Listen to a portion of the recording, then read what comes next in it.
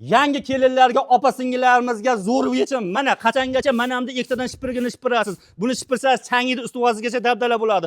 Shunda tep orasida oddiy bitta shipirgini olib turib, shunday shipiraydigan bo'lsangiz, hattoki changimaydi ham bo'ladi. Bu 2026-yilda trendga chiqqan burchakka bo'ladi. 1 kvadratini atigi 140 ming so'mdan usta akalarimiz materiali xizmati bilan bosib beryapti. Zo'rmi? Bittadan lak bosib qo'yinglar. Hattoki manamda zinalaringni 1 metrni 250 ming so'mdan bostirib olsangiz bo'ladi. Tepa qismlari ham 250 ming so'mdan bo'lar ekan. Zinalaringni xohlagan figuralaringni mana bunday chiroyli qilib bostirib, figuralarni ham chiqarib berar ekan. Hattoki mana bunday yonidagi so'kilishlarini ham 1 kvadratini 470 ming so'mdan qilib berar ekan. Narxlar o'ta ham suv tekin. Hattoki darvozaxonangizga atigi 2 million so'mga mana bunday gilamlarni ham bostirib olsangiz bo'lar ekan.